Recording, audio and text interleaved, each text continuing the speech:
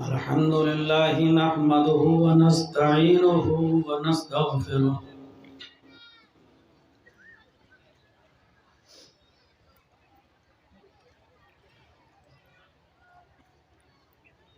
ونعوذ بالله من شرور أنفسنا ومن سيئات أعمالنا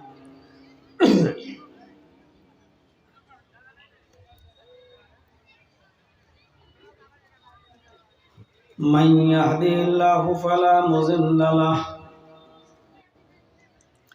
ومن يضلله فلا هادي له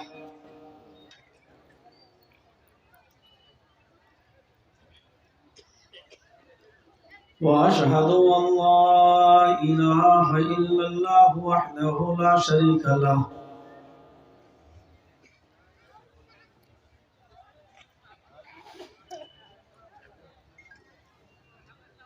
وأشهد أن محمدا عبده ورسوله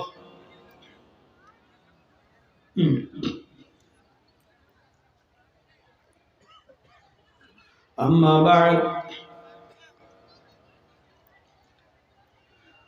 فإن خير الحديث كتاب الله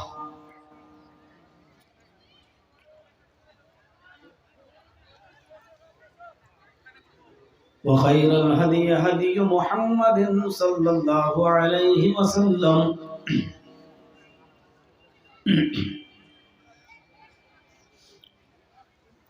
وشر الأمور محدثاتها وكل محدثة بدعة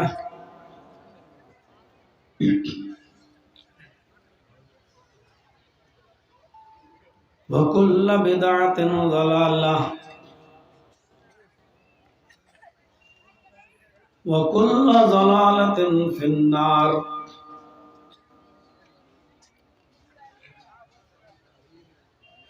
أعوذ بالله من الشيطان الرجيم بسم الله الرحمن الرحيم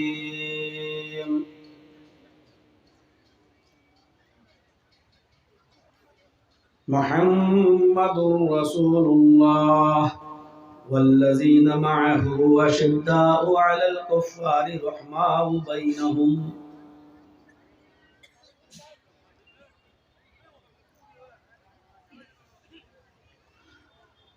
وعن جبير بن مطعم رضي الله تعالى عنه قال سمعت رسول الله صلى الله عليه وسلم يقول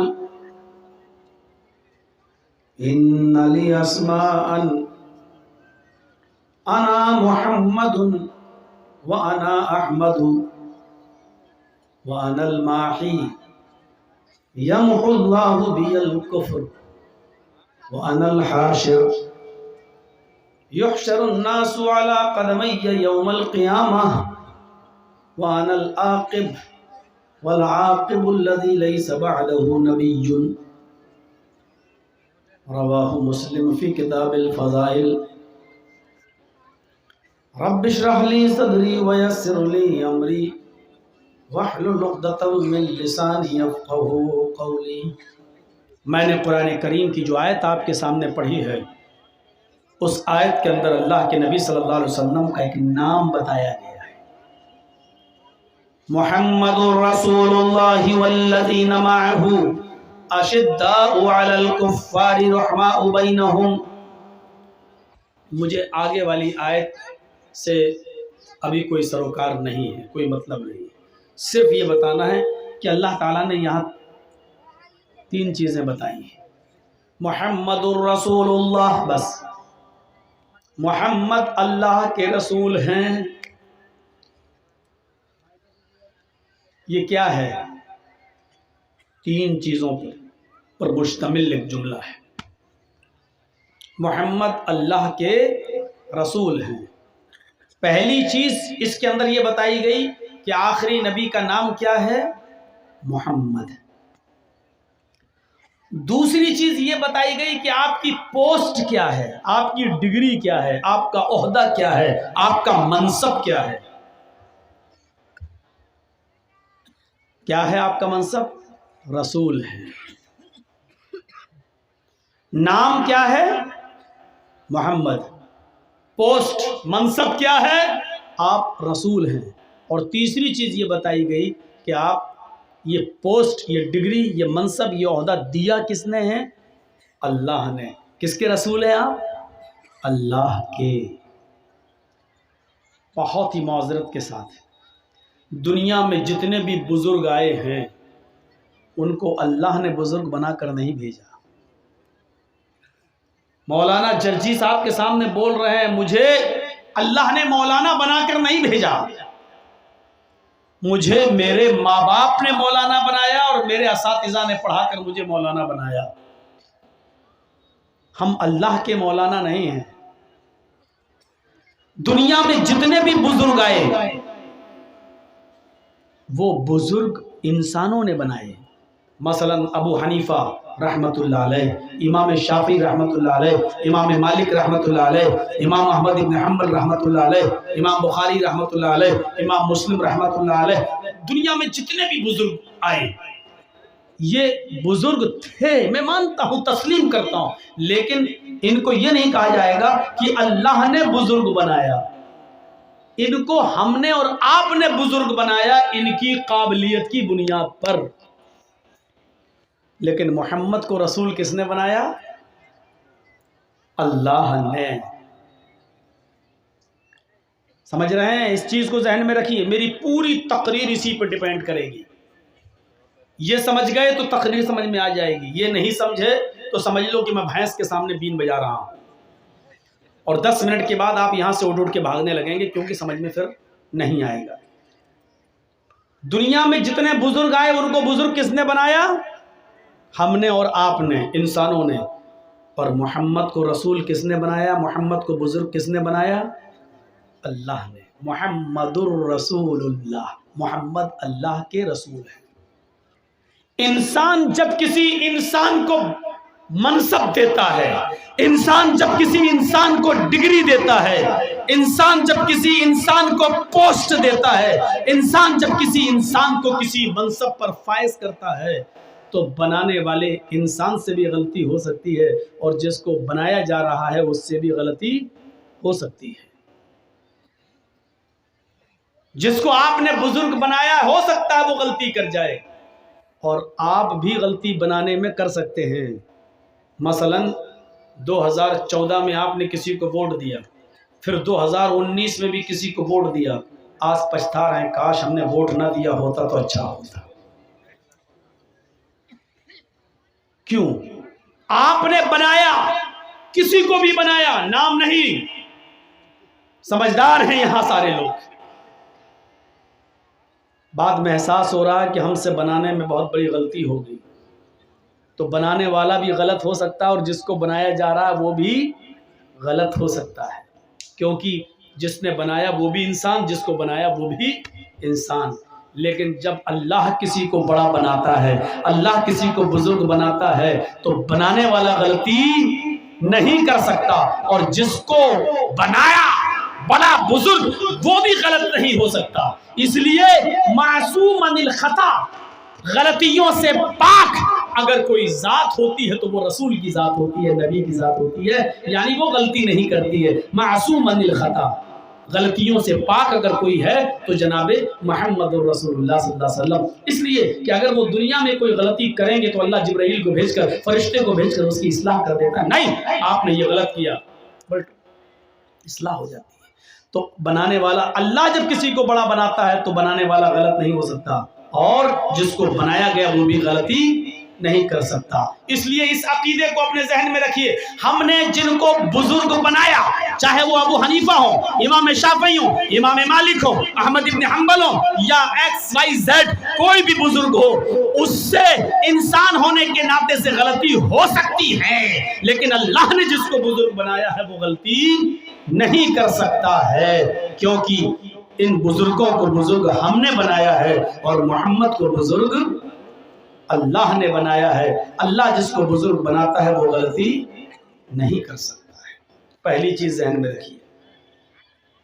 دوسری چیز یہ ذہن میں رکھیے، انسان جب کسی انسان کو بڑا بناتا ہے تو اس سے بھول چوک ہو سکتی ہے۔ آج سے 10 سال پہلے میں نے میرے استاذ نے مجھے کیا پڑھایا آج مجھے یاد نہیں ہے. آج ہم نے کسی بچے کو سبق یاد کرایا، کل سن رہا ہوں تو آدھا یاد ہے آدھا بھول گیا. کل میں نے 2 گھنٹے تقریر کی، کیا کی آج آدھی یاد ہے آدھا میں بھول گیا. اور کل جن لوگوں نے سنا تھا ان سے پوچھوں میں کیا بولا تو ان کو بھی کچھ باتیں یاد ہوں گی اور بہت سی باتیں بھول گئے ہوں گے. یہ اس بات کی علامت ہے انسان جب انسان کو پڑھاتا ہے تو اس کا پڑھایا ہوا استاد بھی بھول سکتا ہے، اور استاد جس بچے کو پڑھا رہا ہے وہ بھی بھول سکتا ہے. پڑھانے والے سے بھی بھول چوک ہو سکتی ہے اور جس کو پڑھا رہا ہے اس سے بھی بھول چوک ہو سکتی ہے، لیکن جب اللہ کسی کو پڑھاتا ہے تو اس سے بھول چوک نہیں ہو سکتی، اور جس کو پڑھا رہا ہے وہ بھی سبق بھول نہیں سکتا. اسی لیے قرآن نے کہا ہے سَنُقْرِئُكَ فَلَا تَنْسَى، اے محمد صلی اللہ علیہ وسلم ہم آپ کو ایسا پڑھائیں گے کہ آپ بھولیں گے نہیں. سَنُقْرِئُكَ فَلَا تَنْسَى، جب فعل مضارع پر سین داخل ہو جائے تو اس کو قریب کے معنی میں، مستقبل قریب کے معنی میں کر دیتا ہے. سَنُقْرِئُكَ فَلَا تَنْسَى، ان قریب ہم آپ کو ایسا پڑھائیں گے کہ آپ بھولیں گے نہیں. اور حقیقت میں اللہ نے محمد رسول اللہ کو جو پڑھایا، اللہ نے نبی اکرم کو جو پڑھایا وہ سبق نہ نبی بھولے. اور آج نبی اکرم اس دنیا سے گئے ہوئے 1400 سال سے زیادہ کا عرصہ گزر چکا ہے، نبی اکرم کی پڑھائی ہوئی باتیں آج بھی مسلمان یاد رکھے ہوئے ہیں، اور قیامت کی صبح تک یہ سبق یاد رکھا جائے گا. قرآن جو اللہ نے نبی کو پڑھایا، یہ قرآن نہ تو نبی بھولے نہ ہم بھولے اور نہ قیامت تک یہ قرآن کو بھلایا جا سکتا ہے. یہ فرق ہوتا ہے انسان کے دوارا بنائے ہوئے بڑے انسان میں اور اللہ کے ذریعے بنائے ہوئے کسی بڑے بزرگ میں. تو یاد رکھیے اللہ نے نبی کو محمد رسول اللہ کو بڑا بنایا ہے. تو محمد کس کے رسول ہیں؟ اللہ کے. 3 چیزیں، نام محمد، عہدہ رسول، اور یہ رسول کس نے بنایا؟ اللہ نے. یہ 3 چیزیں. یہاں نام آیا محمد. قرآن کریم کی ایک دوسری آیت پڑھی ہے، وہاں اللہ کے نبی کا ایک اور نام آیا. وَإِذْ قَالَ عِيسَى ابْنُ مَرْيَمَ يَا بَنِي إِسْرَائِيلَ إِنِّي رَسُولُ اللَّهِ إِلَيْكُمْ. عیسیٰ علیہ السلام نے کہا اپنی قوم سے، اور جب عیسیٰ نے کہا وَإِذْ قَالَ عِيسَى ابْنُ مَرْيَمَ، مریم کے بیٹے عیسیٰ نے، یا بنی اسرائیل، اے اسرائیل کے بیٹو، اے قوم بنی اسرائیل، انی رسول اللہ علیکم، میں تم سب کی طرف اللہ کا رسول بنا کر بھیجا گیا ہوں، میں تم سب کی طرف اللہ کا پیغمبر بنا کر بھیجا گیا ہوں. مصدقا لما بین یدی من التوراۃ، مجھ سے پہلے جو کتاب نازل کی گئی تھی، اللہ نے اتاری تھی تورات، اولڈ ٹیسٹامنٹ میں اس کی تصدیق کرتا ہوں، میں اس کو سچا مانتا ہوں. جو موسیٰ کو کتاب دی گئی تھی میں اس کی پشتی کرتا ہوں. وَمُبَشِّرًا بِرَسُولٍ يَأْتِي مِن بَعْدِهِ اسْمُهُ احمد، اور میں تمہیں شبھ سماچار دیتا ہوں، گڈ نیوز دیتا ہوں، اچھی خبر دیتا ہوں، ایک ایسے رسول کی جو میرے بعد آئے گا، اس کا نام احمد ہوگا. اسمہ احمد، اس کا نام احمد ہوگا. اس آیت کے اندر ویسے تو بہت سی چیزیں بتائی گئی ہیں، ہر ایک چیز پر ہم نہیں چاہیں گے. پہلی چیز یہ بتائی گئی عیسیٰ علیہ السلام نے اپنے سے پہلے آنے والی کتاب تورات کا اقرار کیا ہے کہ وہ بھی آسمانی کتاب تھی، اور ایک ایسے رسول کی بشارت دی جو ان کے بعد آئے گا، یعنی عیسیٰ کے بعد آئے گا، جیسس کے بعد آئے گا. اور اس کو کیا بتایا؟ اسمہ احمد، اس کا نام کیا ہوگا؟ احمد ہوگا. قرآن میں یہ نام آیا ہے احمد. محمد اور احمد یہ 2 نام اسپشٹ ہیں، ظاہر ہیں. ایک حدیث میں نے پڑھی تھی، اللہ کے رسول صلی اللہ علیہ وسلم نے فرمایا، اس حدیث کے اندر جو مسلم کتاب الفضائل کے اندر موجود ہے، حضرت جبیر ابن مطعم اس حدیث کے راوی ہیں، فرماتے ہیں کہ اللہ کے نبی صلی اللہ علیہ وسلم کو میں نے یہ کہتے ہوئے سنا. اللہ کے نبی نے فرمایا ان لی اسماء، میرے چند نام ہیں. اس حدیث کے اندر اللہ کے رسول کے کچھ نام آئے ہیں، چند نام. ان لی اسماء، میرے کئی ایک نام ہیں. ان لی اسماء، پہلا نام انا محمد، میرا ایک نام محمد ہے، وانا احمد، اور میرا ایک دوسرا نام احمد ہے، وانا الماحی، اور میرا ایک نام ماہی ہے۔ ماہی کا مطلب مٹانے والا، نشٹ کرنے والا۔ تو اللہ کیا مٹائے گا؟ یمحو اللہ بی الکفر، اللہ میرے ذریعے، میرے دوارا ناستکتا کو، کفر کو مٹائے گا، گناہ کو مٹائے گا۔ وَأَنَا الْحَاشِرُ، میرا ایک چوتھا نام حاشر ہے، جمع کرنے والا، اکٹھا کرنے والا۔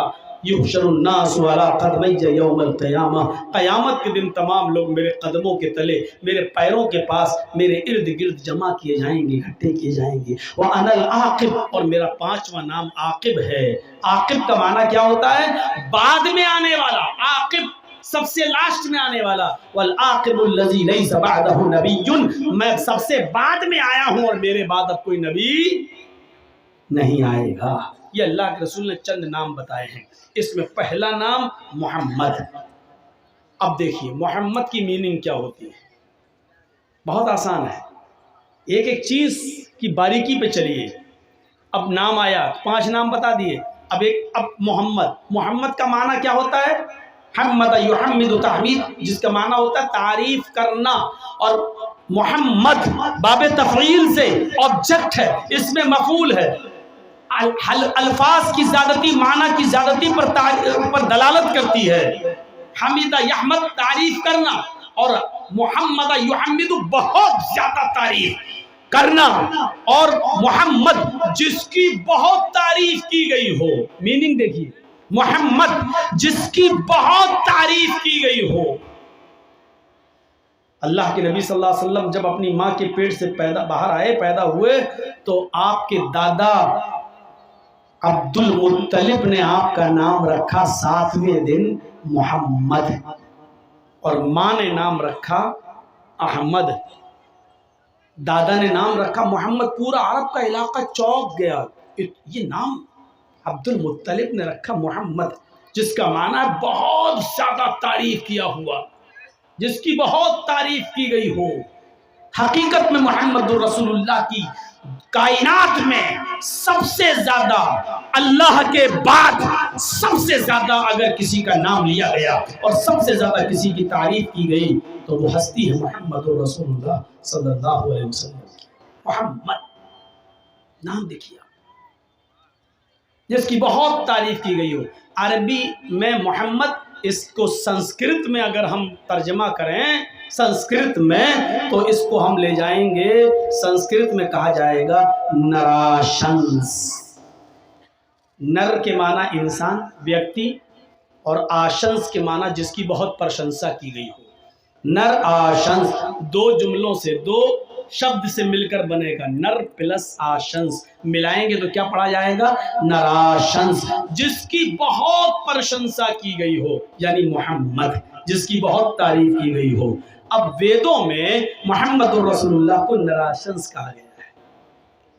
ادم جناوپشرتو نراشنسس تشوشیتے ششٹم سہسترا نویتم چکورم ارشمے دھوددمہے۔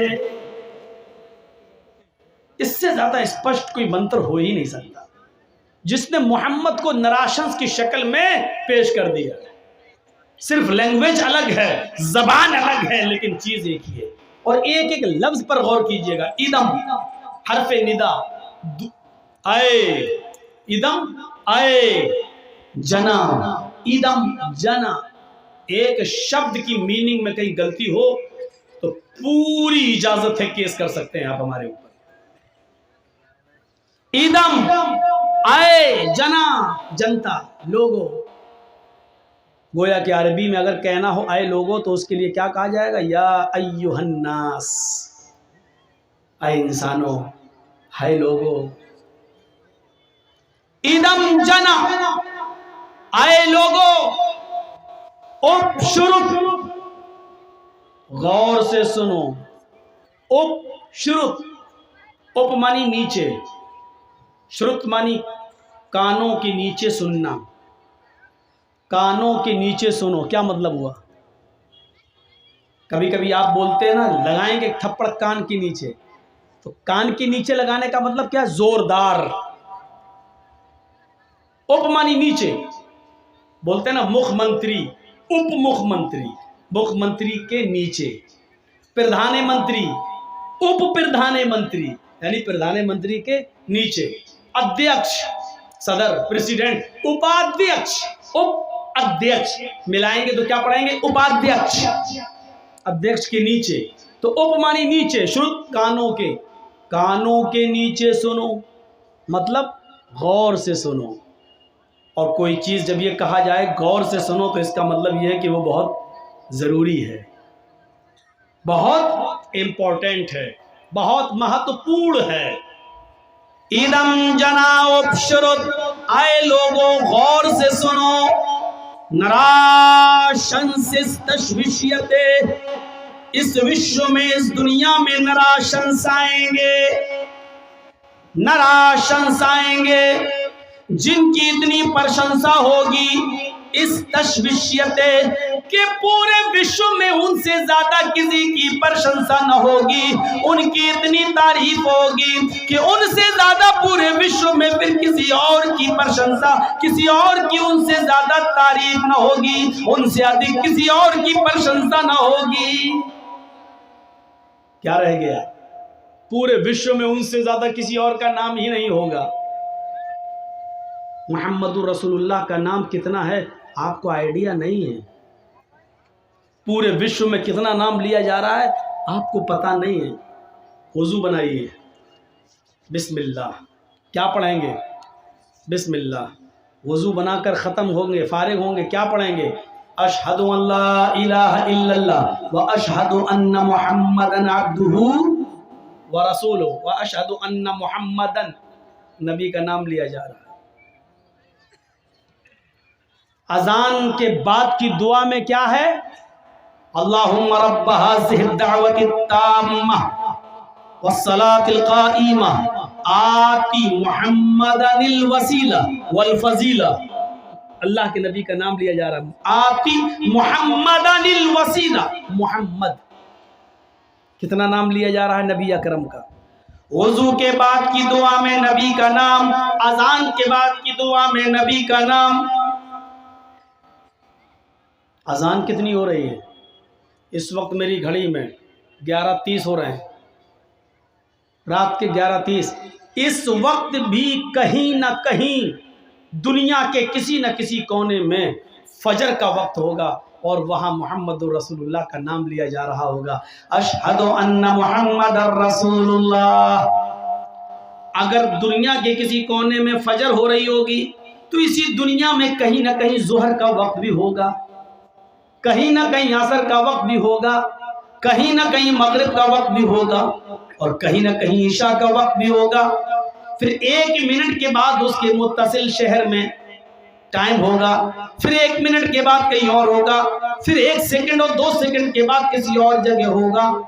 اس روٹین کے حساب سے دیکھا جائے تو پوری دنیا میں 1 سیکنڈ بھی ایسا نہیں جاتا کہ جس سیکنڈ میں جناب محمد رسول اللہ کا نام نہ لیا جا رہا ہو.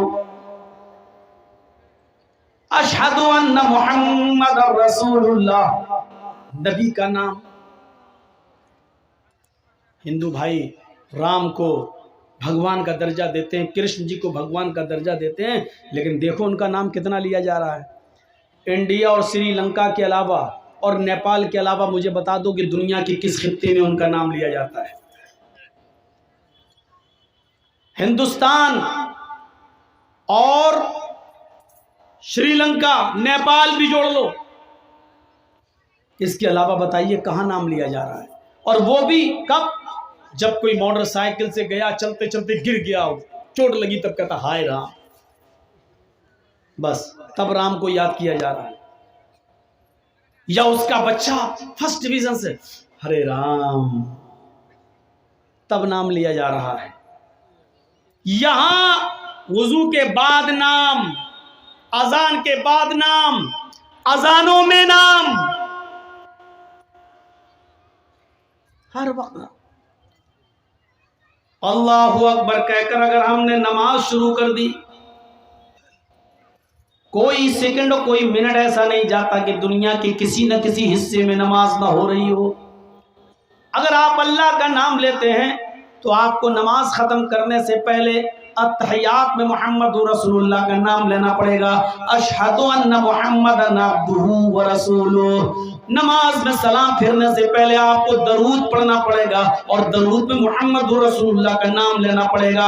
अल्लाहुम्मा सल्लि अला मुहम्मद, अल्लाहुम्मा बारिक अला मुहम्मद। गौर कीजिए कि जनाब मोहम्मद रसूलुल्लाह सल्लल्लाहु अलैहि वसल्लम का कितना नाम लिया जा रहा है। तखय्युल की शाहराह पर थोड़ी देर के लिए सवार होकर देखिए तो आपको जनाब मोहम्मद रसूलुल्लाह का नाम एक एक मिनट में, एक एक सेकंड में लेता हुआ नजर आएगा। दुनिया के हर चप्पे में मोहम्मद रसूलुल्लाह का नाम लिया जा रहा है।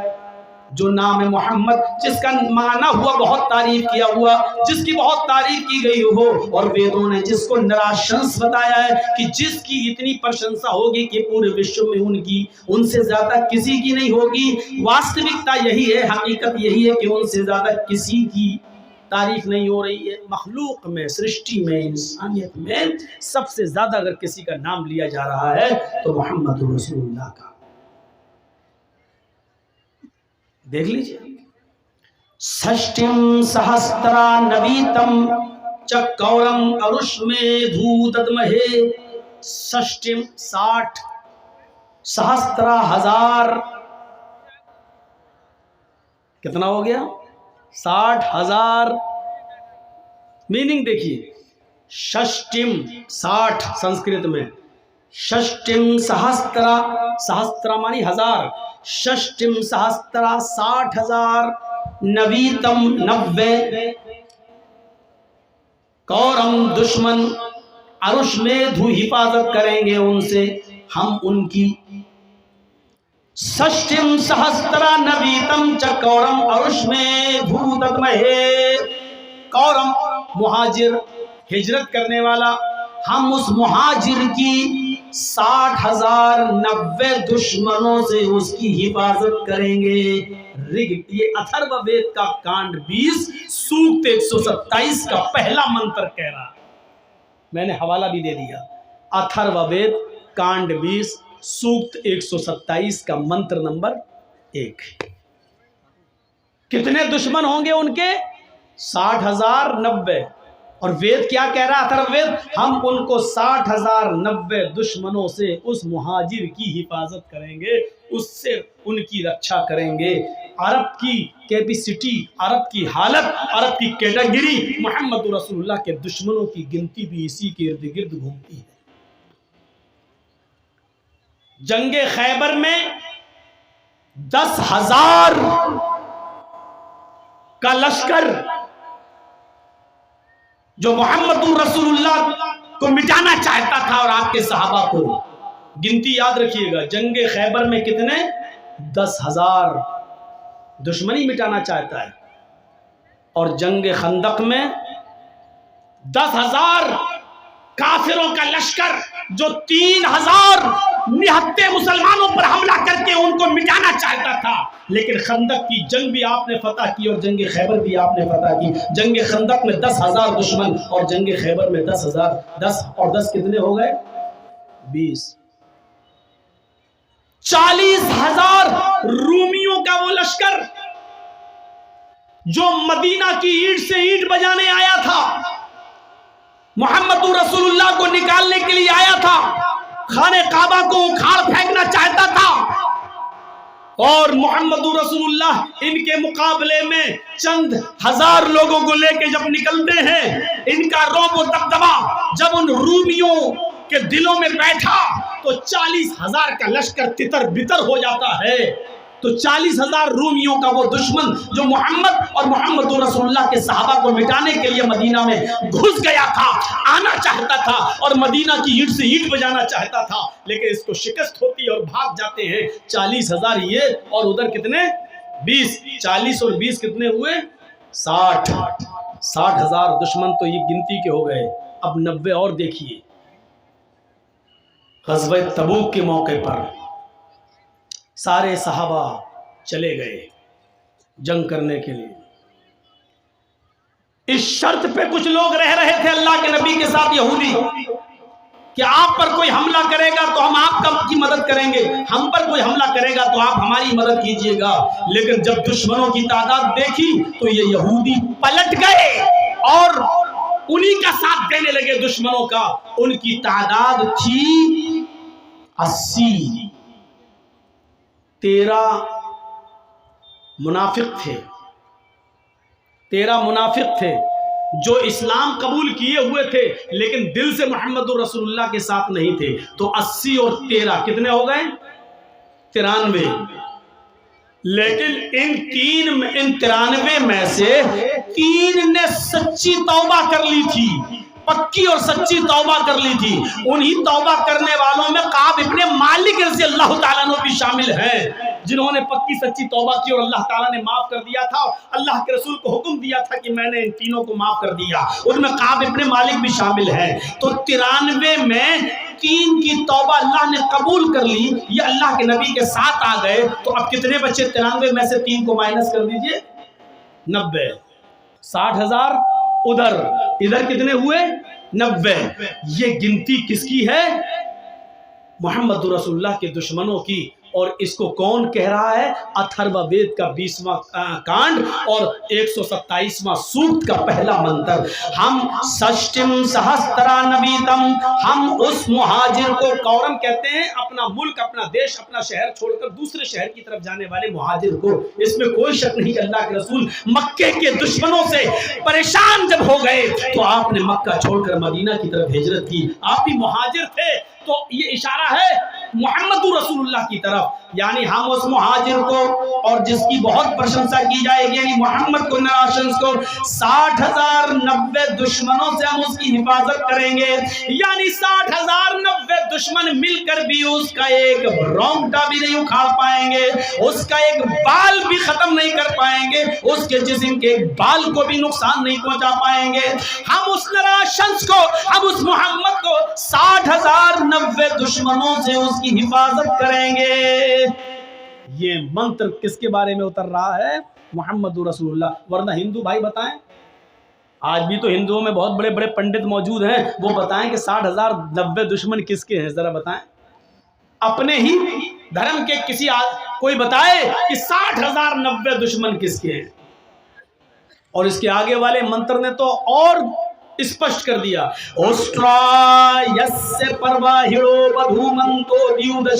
یہ اسی کے بعد دوسرا منتر ہے۔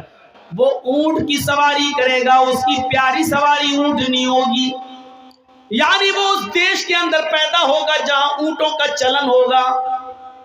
لیجئے، اونٹوں کا چلن ریگستان میں ہے، اونٹوں کا چلن عرب کے اندر تھا۔ اس کی پیاری سواری اونٹنی ہوگی جس کا مان سمان آکاش کی بلندی کو چھوئے گا۔ بدھو منتو دیو دشا، دیو مانی 2، دشا مانی 10، سنسکرت میں دیو دشا، دیو 2، دشا 10، 2 اور 10 کتنے ہوئے؟ 12۔ اس کی 2 اور 10 بدھو منتو پتنیاں ہوں گی۔ اس میں کتنی چیزیں بتائی گئی؟ وہ کہاں پیدا ہوگا؟ جہاں اونٹوں کا چلن ہوگا۔ اور اس کی پیاری سواری کیا ہوگی؟ فارچونر نہیں ہوگی، اسکارپیو نہیں ہوگی، انووا نہیں ہوگی، اس کی پیاری سواری کیا ہوگی؟ اونٹنی، یعنی وہ اونٹ کا سفر کرے گا، اونٹ پر بیٹھے گا۔ اللہ کے رسول صلی اللہ علیہ وسلم تو باقاعدہ اونٹوں پر بیٹھا کرتے تھے، بلکہ آپ نے زندگی کا آخری خطبہ جو حجۃ الوداع کے میدان میں دیا تھا، عرفات کے میدان میں، وہ بھی ایک اونٹنی کے اوپر بیٹھ کر دیا تھا، اور اس اونٹنی کا نام تھا قصوہ اونٹنی تھا، قصوہ۔ اس قصوہ نامی اونٹنی کے اوپر اللہ کے نبی نے بیٹھ کر حجۃ الوداع کا خطبہ دیا تھا۔ آپ نے کہا اونٹنی پر کجاوا کس دو، اونٹنی کو لایا گیا، اس اونٹنی کے اوپر آپ بیٹھ گئے اور اس پر بیٹھ کر آپ نے لوگوں کو خطبہ دیا۔ تو آپ تو اونٹنی کا سفر کیا کرتے تھے، اونٹنی پر بیٹھا کرتے تھے۔ یہ اگرچہ گھوڑے پر بھی بیٹھے ہیں، کھچر پر بھی بیٹھے ہیں، اور آپ نے گدھے کی سواری بھی کی ہے۔ کانا رسول اللہ صلی اللہ علیہ وسلم یعود المریض ویشہد الجنازہ ویرکب الحمار ویجیب دعوت العبد۔ یہ خوبیاں تھی محمد رسول اللہ کے اندر کہ آپ مریض کی عیادت کرتے تھے، مریض چاہے مسلمان ہو یا غیر مسلم، آپ سب کو دیکھنے جایا کرتے تھے۔ وَيَشْهَدُ الْجَنَازَةَ، آپ جنازے میں شرکت کرتے تھے، مرنے والا کوئی بھی ہو آپ اس کے جنازے میں بھی جایا کرتے تھے۔ وَيَرْكَبُ الْحِمَارَ، آپ گدھے پر بھی سواری کر لیا کرتے تھے اور گدھے پر بیٹھنے میں بھی شرم محسوس نہیں کرتے تھے، آپ گدھے کی سواری بھی کر لیا کرتے تھے۔ اور وَيُجِيبُ دَعْوَةَ الْعَبْدِ، اور معمولی غلام کی دعوت بھی قبول کر لیتے تھے، اس کے گھر جا کر اس کی چٹائی پر بیٹھ کر اس کے ساتھ کھانا کھانے میں بھی آپ کو شرم محسوس نہیں ہوتی تھی۔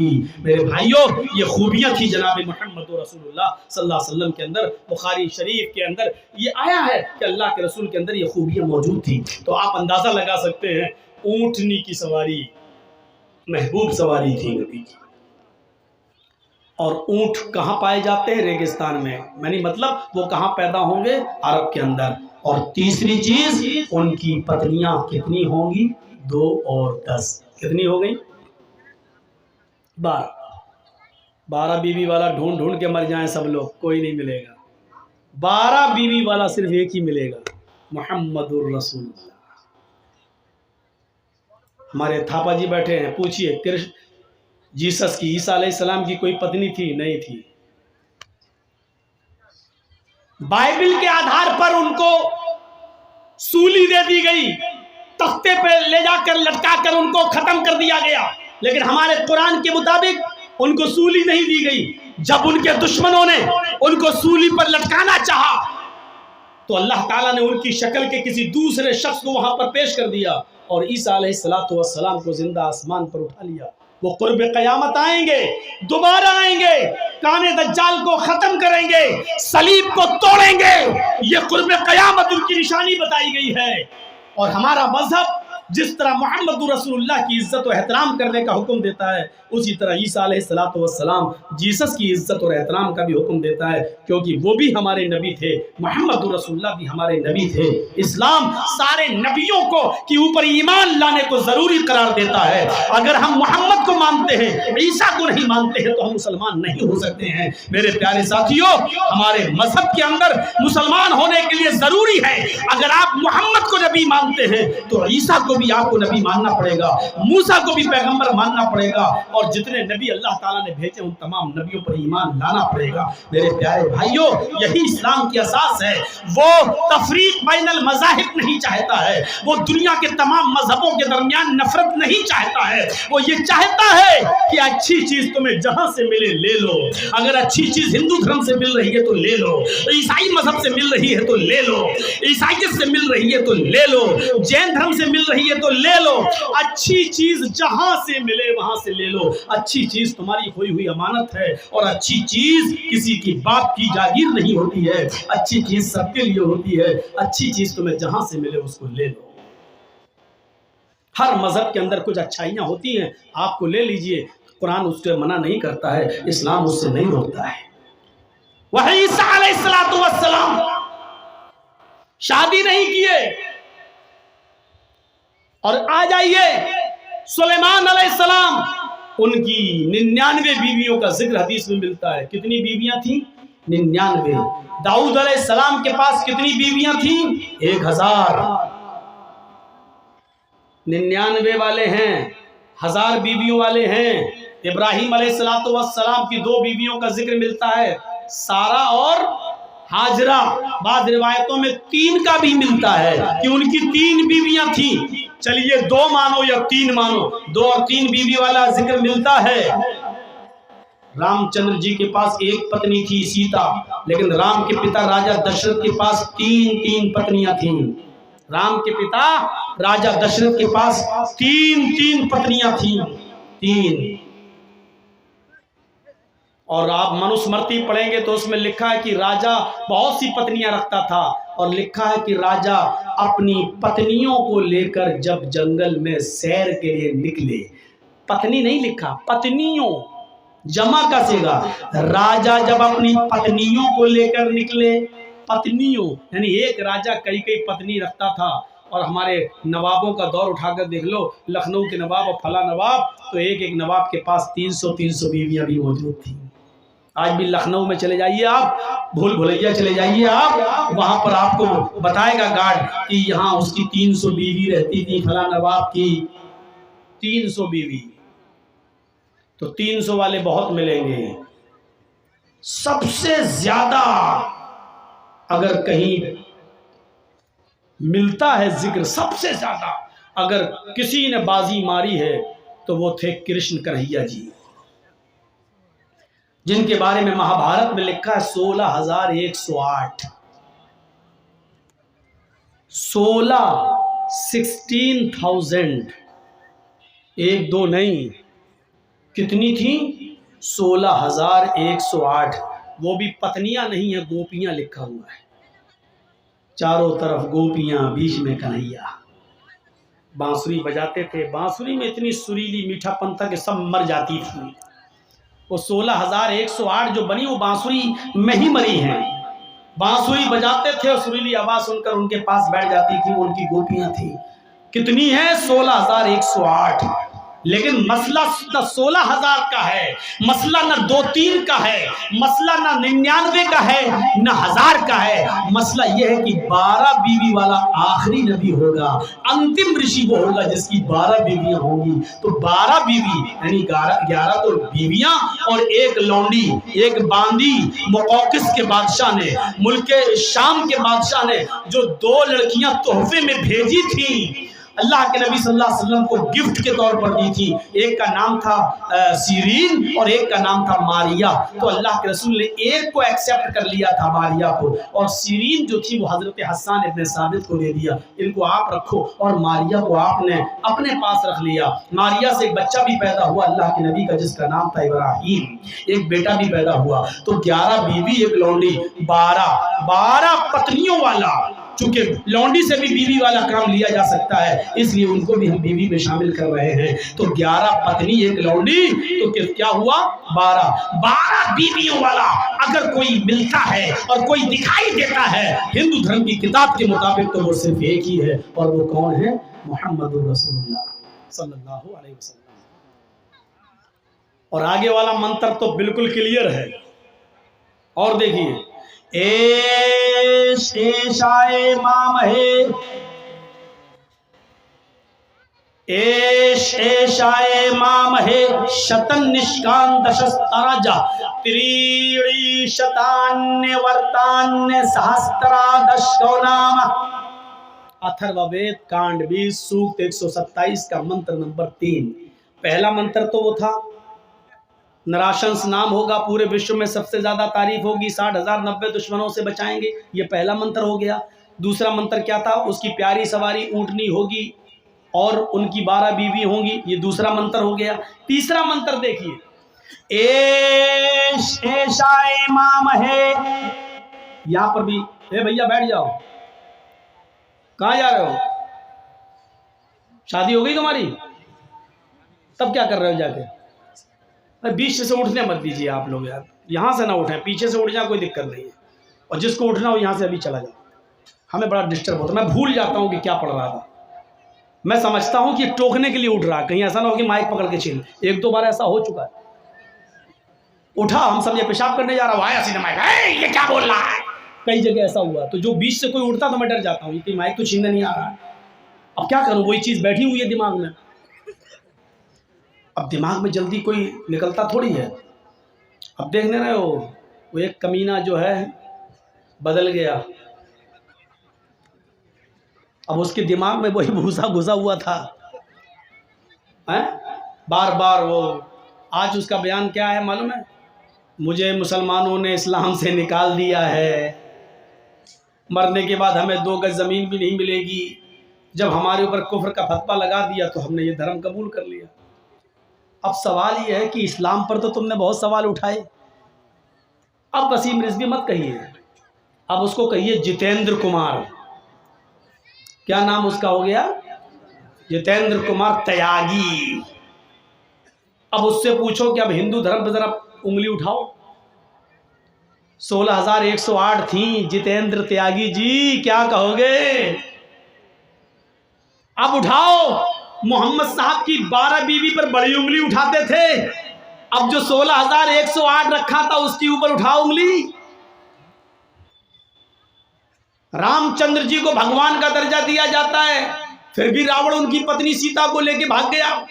بھگوان اپنی پتنی کو نہیں بچا پائے. اب اٹھاؤ انگلی.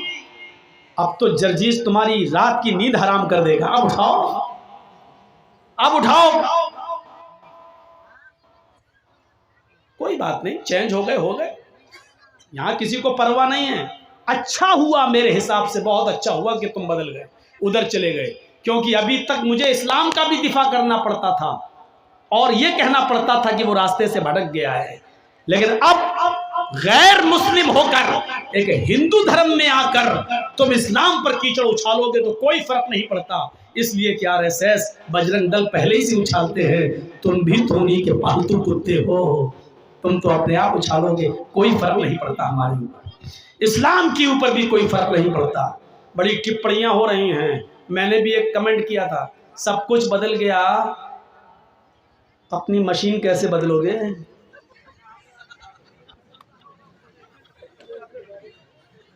وہ بھی تو بدلو. مودی جی اس کو چاہیے کہ امریکہ بھیج کر اس کا ختنہ ختم کروائیں، کیونکہ انڈیا میں تو کوئی ایسی سرجری ہے نہیں کہ جس سے ختنہ ختم ہو جائے. وہ بیچ والی مشین سے زندگی بھر مسلمان ہی رہے گا. وہ الگ بات ہے کہ اس کا کچھ بھی ہو، کہیں بھی چلا جائے کسی بھی، لیکن مڈل میں جب وہ کبھی پیشاب کرنے جائے گا تو کہے گا کمبخت یہی چیز تو کہیں بدل گئی ہوتی تو اچھا ہوتا. وہ زندگی بھر یاد رکھے گا اپنی مشین کو کہ یہ مشین، وہ تو اچھا ہوا کہ چھپی ہوئی رہتی ہے، چھپی ہوئی، لیکن وہ اکیلے میں جب بھی پیشاب کرے گا تو وہ اپنی مشین کو ضرور گالی ضرور دے گا، کمبخت تو ہی مجھے شرمندہ کر رہی ہے، سب کچھ تو بدل گیا، تو بھی بدل جا کمبخت. ہو سکتا ہے اس دھرم میں بڑے بڑے چمتکاری بابا موجود ہیں، ہو سکتا ہے کہ یہ بھی بدل دیں. ہم تو مشورہ دیں گے رضوی صاحب، کسی ہاسپٹل میں جا کے اس بیچ والی چیز کو ختم کرا دیجئے اور بیچ والے ہی بن جائیے. وہ سب سے اچھا مشورہ ہے میرا، کیونکہ یہ بیچ والی چیز تمہیں زندگی بھر جینے نہیں دے گی، جینے نہیں دے گی. یہی تمہیں للکارتی رہے گی. جب پیشاب کرے گا، پوجا کرے گا، ہون کرے گا، ہوم بھو بھروا سب کچھ کرے گا، لیکن جب پیشاب کرنے جائے گا کہے گا کمبخت تو ہی مجھے شرمندہ کر رہی ہے. یہیں سے میں مسلمان نہیں، یہیں سے میں ہندو نہیں ہوں، یہیں سے میں تیاگی نہیں ہوں، یہیں سے میں یہ نہیں ہوں. یہ چیز اس کو زندگی بھر لعنت بھیجتی رہے گی. کہیں نہ کہیں تو چھاپ ابھی باقی ہے. تو اب زندگی میں جس کے دماغ میں جو گھسا ہوتا وہی، تو یہاں سے بیچ سے مت اٹھیے. میرے بھی دماغ میں وہی گھسا ہوا. حیدرآباد وغیرہ میں ایک دفعہ ایسا ہوا، بیچ میں ایک آدمی آیا، میں سمجھا کہیں جا اٹھایا، بند کر اپنا اٹھایا. اب چلی کرسیاں، مائک پھینکے گئے، یہ ہوا، انڈے چلے، ٹماٹر پھینکے گئے، بہت کچھ ہوا ہمارے ساتھ ہماری زندگی میں. خیر اب تو اللہ کا رحم و کرم ہے. تو میرے بھائیوں، تیسرے اس منتر پہ غور کیجیے. ایش ایشائے ایش، لوگو، اس کا ترجمہ بھی وہی ہوا، آئے لوگو. ایش آئے، ایشور دے گا. ایش ہائے لوگو، ایش آئے، ایشور دے گا. مامہ، مامہ کو، مامہ، مامہ کا معنی بھی ہوتا ہے جس کی بہت تعریف کی گئی ہو، مامہ. اس کا بھی سنسکرت میں ہندی ترجمہ دیکھیں گے نالند وشال شبد ساگر میں، تو مامہ کے آگے لکھا ہے پرشنسک، جس کی بہت تعریف کی گئی ہو، پرشنسک جس کی بہت تعریف کی گئی ہو. ایش یعنی محمد، ایش اے لوگوں، ایش آئے، ایشور دے گا. مامہ، مامہ کو، نراشنس کو، محمد کو کیا دے گا؟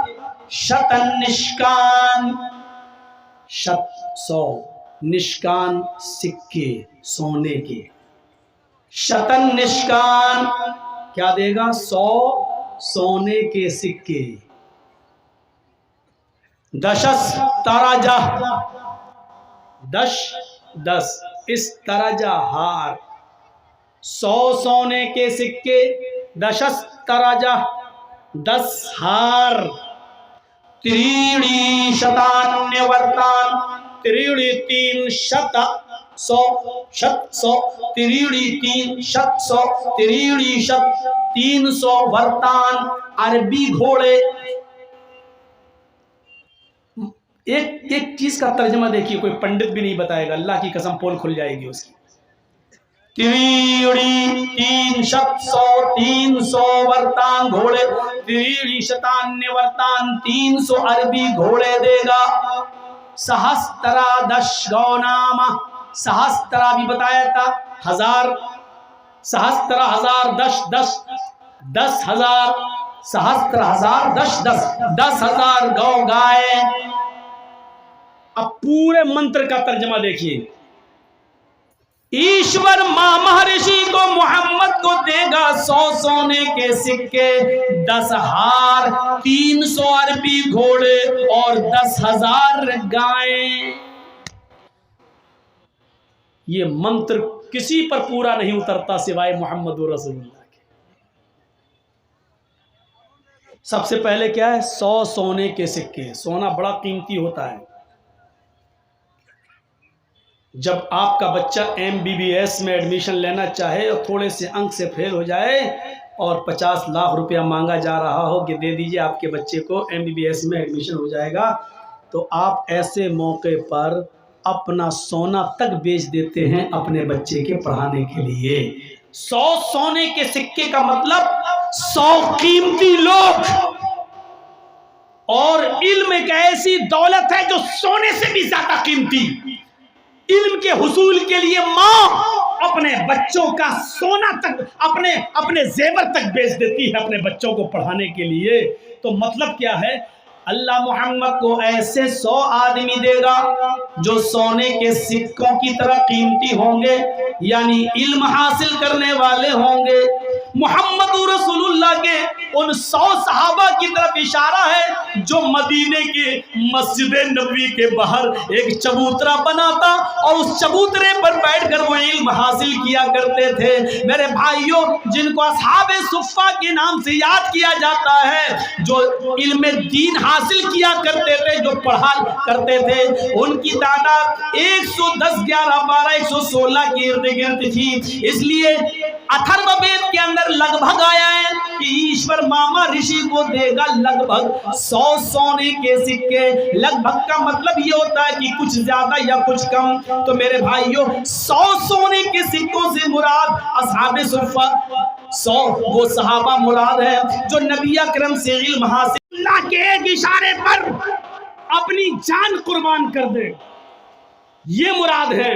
और याद करो, जब 1000 का लश्कर काफिरों का सामने खड़ा है और इधर 313 जंगे बद्र में लड़ने वाले वो बेचारे सहाबा, हाय हाय हाय, उनके पास तीर है, तलवार है, ढाल है, घोड़े हैं, नेज़े हैं और लड़ने वाले सब जवान। मोहम्मद के सिपाहियों पे नजर डालो, बूढ़ा भी है, जवान भी है, कुछ छोटे भी हैं। जब सबको गिना गया तो 313। उधर सब कुछ है, इधर एक एक पूरे जंग के बदर में सहाबा की जिंदगी पर नजर डालें तो 313 सहाबा के पास सिर्फ 2 घोड़े, एक के पास एक भी नहीं, एक के पास 2, 4, 5 लोगों के पास भी एक नहीं, सिर्फ 2 घोड़े। किसी सहाबी के पास तीर है लेकिन छोड़ने के लिए कमान नहीं है, तलवार है किसी के पास तो दुश्मन की तलवार से बचने के लिए ढाल नहीं, किसी के पास घोड़ा है तो घोड़े को चलाने के लिए लगाम नहीं, उस पे चढ़ने के लिए जीन नहीं। ऐसी बेबसी, ऐसी मायूसी, ऐसी परेशान कुन हालत। लेकिन नबी ने कहा कि लड़ना है तो 313 सहाबा उन 1000 का मुकाबला करने के लिए चले गए। तो मेरे भाइयों, क्या था उनके पास? ईमान। ऐसे जानिसार सहाबा नबी के, यकीन मानिए, न 1000 देखा, न तलवारें देखी, न नेज़े देखे, देखा तो क्या देखा? मोहम्मद रसूलुल्लाह का हुक्म है, लड़ना है। चले गए। اور اپنی جان کو جوخم میں ڈال دیا۔ کون کہتا ہے کہ جنگیں توپوں سے ہوتی ہیں؟ کون کہتا ہے کہ جنگیں ہتھیاروں سے ہوتی ہیں؟ کون کہتا ہے کہ جنگیں آج کل کے آدھونک اڑو اور اسત્ર شستر سے ہوتی ہے؟ نہیں، جنگیں حوصلوں سے ہوتی ہیں، جنگیں ایمانی طاقت سے ہوتی ہیں۔ دیکھ لیجئے جن کے پاس سب کچھ تھا، ہتھیار، تیر، تلوار، سب کچھ، لیکن وہ 313 صحابہ کا مقابلہ نہیں کر سکے۔ 70 کافر مارے گئے اور 70 ہی قید کر دیے گئے، قید کر کے لائے گئے۔ تو حوصلوں سے لڑائیاں ہوتی ہیں اور جنگیں ہوتی ہیں۔ تو اللہ محمد کو کیا دے گا؟ 300 عربی گھوڑے، یعنی 313 جنگ بدر میں لڑنے والے صحابہ۔ آہا، آخری چیز اس منتر کی، سہسترا دشگونامہ 10,000 گائیں دے گا۔ گائے سے مراد یہ گائے نہیں، گائے کا مطلب گائے بہت سیدھا جانور ہوتا ہے، حقیقت میں سیدھا ہوتا ہے۔ گائے کے اوپر لوگ اسکولوں میں بچوں سے ایسے بھی لکھواتے ہیں، نبند لکھواتے ہیں، اور جب کوئی شریف انسان کی مثال دینا ہوتی ہے تو وہ بہت شریف ہے انشاءاللہ، بالکل سیدھا ہے جیسے اللہ میاں کی گائے ہے۔ لوگ مثال دیتے ہیں، ارے وہ تو اللہ میاں کی گائے ہے۔ گائے کا مطلب بہت سیدھا۔ اللہ محمد کو ماما کو 10,000 گائیں دے گا، مطلب اتنے سیدھے لوگ دے گا کہ جو محمد رسول اللہ کتنے آگیاکاری ہوں گے کہ نبی اگر ایک حکم دے دیں گے تو وہ مان لیں گے۔ جب محمد رسول اللہ نے مکہ فتح کیا تو آپ کو معلوم ہوگا جب مکے میں داخل ہوئے تو آپ کے ساتھ 10,000 صحابہ کرام کی ایک تعداد تھی۔ 10,000 صحابہ کرام مکے کے اندر داخل ہوتے ہیں۔ محمد رسول اللہ صلی اللہ علیہ وسلم مکے میں داخل ہونے کے بعد، مکے کو اپنے کنٹرول میں لینے کے بعد، مکے پر اپنا نینترن جمانے کے بعد، مکے پر قبضہ کرنے کے بعد، مکے کو اپنے ہاتھ میں لینے کے بعد، آپ سب سے پہلے خانہ کعبہ میں گھستے ہیں۔ خانہ کعبہ میں گھستے ہی سب سے پہلے وہاں رکھی ہوئی 360 مورتیوں کو ہٹاتے ہیں۔ الرحیق المختوم پڑھیے شیخ صفی الرحمن مبارک پوری رحمت اللہ علیہ کی۔ آپ نے حضرت علی کا کاندھا چوائس کیا۔ حضرت علی نے اللہ کے نبی کو اپنے کاندھے کے اوپر سوار کر لیا۔ نبی اکرم کے ہاتھ میں چھڑی تھی۔ اللہ کے نبی خانہ کعبہ میں گھس جاتے ہیں اور جہاں 360 بت رکھے ہوئے تھے وہاں سے ایک ایک بت کو ہٹاتے جاتے، ایک ایک بت کو چھڑی سے مارتے جاتے، وہ بت زمین پر گرتا جاتا، ٹوٹتا جاتا، ایک ایک بت کو گراتے جاتے اور یہ کہتے جاتے ہیں جاء الحق وزہق الباطل ان الباطل کان زہوقا۔ حق آ گیا اور باطل مٹ گیا اور باطل کو تو مٹنا ہی تھا۔ حق آ گیا اور باطل مٹ گیا اور باطل کو تو مٹنا ہی تھا۔ میرے پیارے بھائیوں، یہ تھا جناب محمد رسول اللہ صلی اللہ علیہ وسلم کا سب سے پہلا کام۔ جب آپ نے خانہ کعبہ سے ان بتوں کو صاف کر دیا ہے اور خانہ کعبہ کو پاک کر دیا، رب کی توحید قائم ہو گئی، تو وہاں آپ نے پہلے 2 رکعت نماز پڑھی، اور نماز پڑھنے کے بعد جب آپ صحابہ کرام کے ساتھ خانہ کعبہ سے باہر نکلتے ہیں، کافر ڈرے ہوئے، حضرت سعد کی زبان سے یہ جملہ نکل گیا، اے کافرو آج تیار ہو جاؤ تمہیں مارا جائے گا، اے کافرو تیار ہو جاؤ مرنے اور کٹنے کے لیے، تم نے ہمیں مارا، تم نے ہمیں مکے سے نکالا، ہماری زمین و جائیداد سے ہمیں بے دخل کیا، ہمارے بچوں کو تم نے قتل کیا، تم نے بہت ظلم کیے، آج انتقام کے لیے تیار ہو جاؤ۔ جنہوں نے ہمارے بچوں کو مارا، ہمارے بڑوں کو مارا، آج ہم ان کو بھی قتل کریں گے، تیار ہو جاؤ قتل ہونے کے لیے۔ حضرت سعد کی زبان سے جملہ نکل گیا، الیوم یوم الملحمہ، آج کا دن تو ٹکڑے ٹکڑے کر دینے کا دن ہے، ملحمہ لحم سے بنائیں، آج کا دن تو گوشت کے ٹکڑے ٹکڑے کر دینے کا دن ہے، آج کا دن تو بوٹیاں بوٹیاں کر دینے کا دن ہے، آج کا دن تو مارنے اور کاٹنے کا دن ہے، اے کافرو آج ہم تمہیں کاٹیں گے۔ اللہ کے نبی دوسری طرف بیٹھے ہیں، وہ کہتے ہیں نہیں نہیں اے کافرو تمہیں ڈرنے کی ضرورت نہیں ہے، ساتھ غلط بول رہے ہیں، آج کا دن کوئی ٹکڑے ٹکڑے کر دینے کا دن نہیں ہے، آج کا دن کسی کو قتل کر دینے کا دن نہیں ہے، آج ہم کسی کو نہیں ماریں گے، بل الیوم یوم المرحمہ، آج کا دن تو رحم و کرم کا دن ہے، آج کا دن تو عفو درگزری کا دن ہے، آج کا دن تو ایک دوسرے کو معاف کرنے کا دن ہے، آج کا دن تو ایک دوسرے کو گلے لگانے کا دن ہے۔ نہیں نہیں تم بے فکر رہو، تم اسی مکے میں رہو گے، تمہیں کوئی نہیں مارے گا، ہاں لیکن اپنے جرموں کی معافی مانگ لو، مجھے پتا چلنا چاہیے کہ کس نے کیا ظلم کیا تھا، کیا جرم کیا تھا، آؤ آؤ مجھ سے معافی مانگو، میں تم سب کو معاف کرنے کے لیے تیار ہوں۔ ایک آیا میں نے یہ جرم کیا، آپ نے کہا جاؤ میں نے تمہیں معاف کر دیا، دوسرا میں نے فلاں کو قتل کیا، جاؤ میں نے تمہیں بھی معاف کیا، ایک اور شخص آتا ہے، آپ نے کہا تم نے کیا کیا، کہنے لگا محمد اگر نہ سنے تو بہتر ہوگا، نہیں نہیں مجھے بتاؤ آج میں سننا چاہتا ہوں، کہا اے اللہ کے نبی آپ کی بیٹی زینب اونٹنی پر سوار تھی، ان کے پیٹ میں حمل تھا، آپ مدینے میں تھے اور آپ کے داماد علی آپ کی بیٹی کو مدینے کی طرف لے کر جا رہے تھے، بیٹی زینب کے پیٹ میں بچہ تھا، میں نے تیر اونٹنی کو مار کر زخمی کرنا چاہا لیکن غلطی سے وہ تیر زینب کے پیٹ میں لگ گیا تھا، زینب کا پیٹ پھٹ گیا تھا، اس کے پیٹ کا بچہ زمین پر گر گیا تھا، اور اسی حال میں علی اپنی سالی کو آپ کی بیٹی زینب کو مدینے لائے، پیٹ کا بچہ ضائع ہو چکا تھا، جب زینب کو ہوش آیا اور اس کو پتا چلا کہ میرے پیٹ کا بچہ نہ رہا تو آپ کی بیٹی زینب اس صدمے کو برداشت نہ کر سکی، ان کا انتقال ہو گیا۔ اے اللہ کے نبی میں آپ کی بیٹی زینب کا قاتل ہوں۔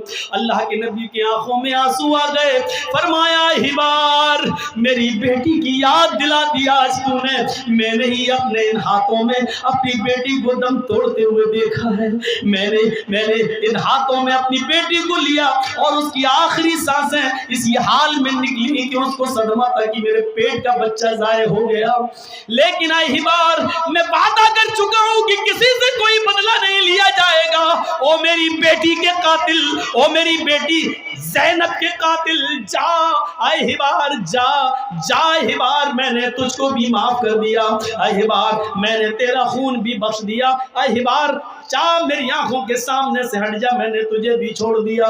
اسی محفل میں معافی مانگنے والی ایک عورت آتی ہے، نام ہے اس کا ہندا، کہتی ہے اللہ کے نبی آپ تو مجھے جانتے ہی ہیں، آپ نے کہا تم ہندا ہو، ہاں اے ہندا تیرا جرم تو بہت بڑا ہے، میرے چچا حمزہ کا تو نے پیٹ پھاڑا، میرے چچا حمزہ کے قتل کے بعد تو نے اس کی ناک کاٹی، تو نے اس کا کان کاٹا، تو نے میرے چچا حمزہ کی زبان کاٹی، اور ان تینوں میں دھاگا ڈال کر تو نے اس کا ہار بنا کر اپنے گلے میں پہنا، میری چچا کی لاش کا تو نے مسئلہ کیا ہے، تو نے میرے چچا حمزہ کی زبان کاٹی، ناک کاٹی، کان کاٹا اور اس کا ہار بنا کر اپنے گلے میں پہنا، اس پر بھی تیرا کلیجہ ٹھنڈا نہ ہوا تو نے میرے چچا کا پیٹ پھاڑا، پیٹ سے کلیجہ نکالا، اس کلیجے کو کاٹا اور اپنے دانتوں سے نوچا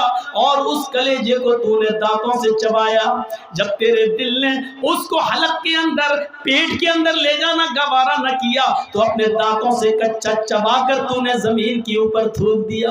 اے ہندا تو نے میرے چچا کے ساتھ اتنا بھیانک اور خطرناک سلوک کیا، لیکن میں آج تجھ سے بھی بدلہ نہ لوں گا، اے ہندا جا میں نے تجھے بھی معاف کر دیا، اے ہندا لیکن ایک گزارش ہے میرے سامنے مت آنا، میں بھی انسان ہوں، میرے پاس بھی دل ہے، جب تو میرے سامنے آئے گی تو مجھے اپنے چچا کی لاش یاد آ جائے گی، جب تو میرے سامنے آئے گی تو مجھے اپنے چچا کا یہ مسئلہ کیا ہوا، یہ بگڑا ہوا اور ان کی لاش کے ساتھ یہ سلوک جو تو نے کیا وہ میرے سامنے آ جائے گا، اے ہندا آئندہ میرے نظروں کے سامنے مت सुल्ताना, हिंदा जब तू मेरी आंखों के सामने आएगी तो मुझे मेरे चचा की याद आ जाएगी। ये कहकर आपने हिंदा को भी माफ कर दिया। ये अलग बात है कि हिंदा बाद में इस्लाम ले आती है। मेरे प्यारे साथियों, आपने एक एक करके सबको माफ कर दिया। जब अल्लाह के नबी ये कह रहे थे कि आज मैं किसी से इंतकाम नहीं लूंगा, तो ये 10,000 साहबा इतने सीधे थे कि खामोश होकर कहने लगे, आपका फैसला सराहों पर, जो आपने फैसला कर दिया वो मुझे तस्लीम है, जो आपने फैसला कर दिया वो मुझे कबूल है। मैंने अपने माँ बाप का, मैं अपने बेटों का, अपनी औलाद का मैं भी बदला न लूंगा। मेरे भाइयों, 10,000 गाय से मुराद ऐसे 10,000 साहबा जो नबी अकरम पर अपनी जान निछावर करेंगे और उनके हुक्म के आगे अपने सरे तस्लीम खम कर लेंगे। ये 10,000 गाय से मुराद ये है। तो 100 सोने के सिक्कों से मुराद असहाबे सुफ़ा, 10 हार से मुराद अशरे मुबशरा, 300 घोड़ों से मुराद 313 जंगे बदर में लड़ने वाले सहाबा, 10,000 गायों से मुराद मक्के में 10,000 सहाबा का वो लश्कर जो जनाब मोहम्मद रसूलुल्लाह के साथ मक्के में दाखिल हुआ और अल्लाह के रसूल सल्लल्लाहु अलैहि वसल्लम की बात को तस्लीम कर लिया। ये पूरा का पूरा मंत्र सिर्फ मोहम्मद रसूलुल्लाह पर फिट उतरता है, पूरा उतरता है। इसके अलावा इस मंत्र के मुताबिक हमें कोई नहीं दिखाई देता।